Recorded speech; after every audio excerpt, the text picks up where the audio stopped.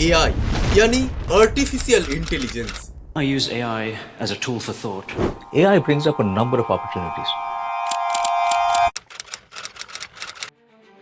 आज AI तुम्हारा assignment लिख रहा है, कोडिंग कर रहा है, इमेजेस, वीडियोस बना रही है, इवन म्यूजिक भी कंपोज कर रहा है। पर एक सवाल, ये सब शुरू कैसे हुआ?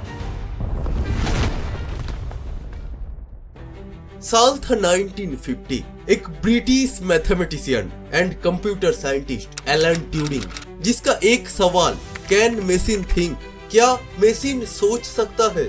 और इसी एक सवाल से AI यानी आर्टिफिशियल इंटेलिजेंस का जन्म हुआ। Now, I get it. AI is so hot right now. Our entry-level jobs vanishing slowly. Is AI the villain? We're in the thick of the AI revolution. Most people using AI are doing it wrong. आज इस पूरे video में मैं बताऊंगा the history of AI। मैं वो सब चीजें नहीं बताऊंगा कि AI कैसे काम करता है या फिर आप कैसे AI सीख सकते हो, नहीं। मैं बताऊंगा ये AI आया कहां से, और आपको पता चलेगा कि सिर्फ एक सोच या फिर एक सवाल कैसे दुनिया बदल सकता है। और जिस टाइम पर AI सिर्फ एक सोच हुआ करती थी, जो लोग उस टाइम पर AI के बारे में सोच रहे थे, AI पर काम कर रहे थे, क्या उन्हें पता था कि एक दिन ये टेक्नोलॉजी इंसान की जॉब, प्राइवेसी और पावर को चैलेंज करेगी?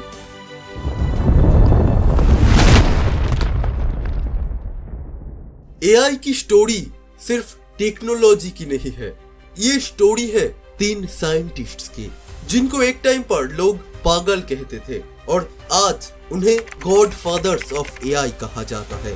पर कहानी इतना सिंपल नहीं था। 1980s का टाइम था जब AI सिर्फ एक कॉन्सेप्ट था जिसके बारे में रिसर्च हो रहा था।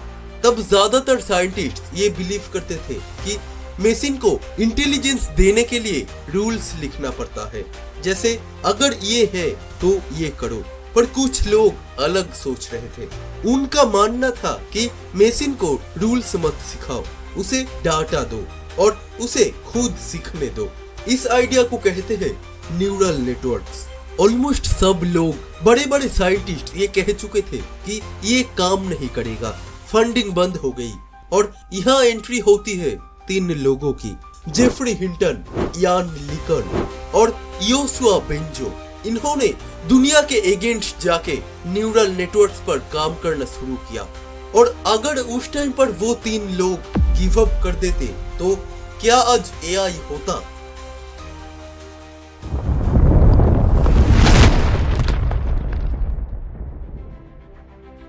First January 1983, the birthday of internet. इस दुनिया में इंटरनेट का जन्म हुआ और इंटरनेट आने के बाद में मैसिव डेटा जनरेट होने लगे, कंप्यूटर्स पावरफुल हो गए और जो आइडिया पहले फेल हो रहे थे, रिसर्च बंद हो रही थी, वो सडनली काम करने लगा।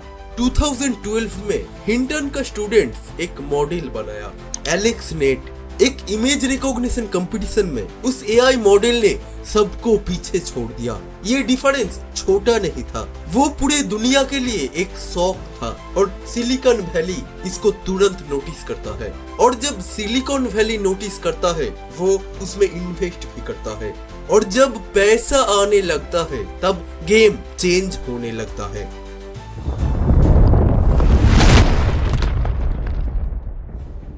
जब AI धीरे धीरे पावरफुल हो रहे थे, तब गूगल ने हिंटन को हायर कर लिया। और अब AI सिर्फ एक रिसर्च नहीं रहा, वो बिजनेस का इंजन बन गया। फेसबुक भी पीछे नहीं रहा, उन्होंने इयान लिकन को हायर कर लिया और अब रेस शुरू हो गई। Google versus Facebook, open science versus corporate control. जो साइंटिस्ट पहले नॉलेज के लिए काम करते थे, अब वो सारे साइंटिस्ट कंपनीज के पावर के लिए काम कर रही थी। और यहाँ से AI एक कंपटीशन बन गया।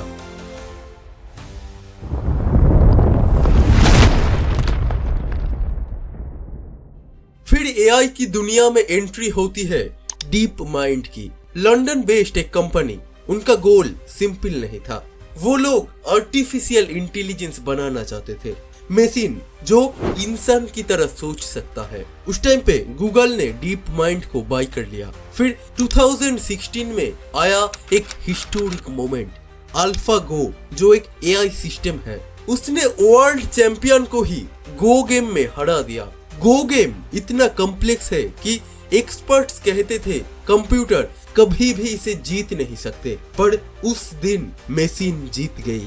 और ये सिर्फ एक गेम की जीत नहीं थी, ये एक सिग्नल था कि मशीन्स अब इंसान को हराना शुरुआत कर चुका है। अब एआई कोई छोटा मोटा चीज नहीं रहा, वो दुनिया बदल रहा है। और जैसे जैसे एआई पावरफुल होता गया वैसे क्वेश्चन बढ़ने लगा। जॉब्स का, प्राइवेसी का क्या होगा, फेक वीडियोस, इमेजेस, इन सब का क्या होगा।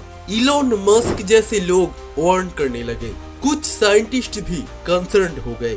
जो लोग एक टाइम पे एआई बना रहे थे वही लोग बाद में आकर उसके रिस्क के बारे में बोलने लगे कि एआई हमारे लिए कितना बुरा हो सकता है। आज एआई लिख रहा है, डिजाइन कर रहा है, कोडिंग कर रहा है, इवन डॉक्टर को भी हेल्प कर रहा है। पर एक अनकंफर्टेबल ट्रूथ ये है कि एआई तुम्हारी हेल्प भी कर सकता है और तुम्हारी जगह भी ले सकता है। डिफरेंस सिर्फ इस बात का है कि कौन कंट्रोल कर रहा है।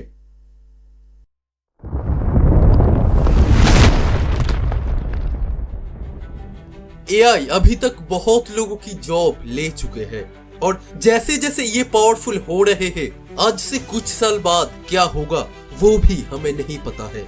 जिस लोगों ने एआई को बनाया था वही लोग आज एआई से डर रहा है। आज से कुछ साल पहले जो सिर्फ एक सवाल हुआ करती थी वो आज रियलिटी बन चुका है।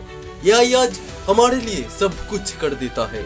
और एक हर्ष ट्रूथ ये है कि शायद एआई हमारा जगह भी ले सकता है। जीनियस मेकर्स, इस किताब की मदद से मैंने आपको जो भी एआई का हिस्ट्री बताया वो सिर्फ एक स्टोरी नहीं थी, वो आपको बताती है कि कोई भी चीज जो हम सोचते हैं वो एक्चुअली में पॉसिबल हो सकता है। आपका पागलपन रियलिटी बन सकता है। तो अब तुमसे सिर्फ एक सवाल है, क्या एआई हमारा फ्यूचर बेटर बनाएगा या फिर हमारा फ्यूचर कंट्रोल करेगा? ये डिसीजन मशीन नहीं लेंगे, ये हम लेंगे। और क्या हम इस सवाल के जवाब देने के लिए रेडी है?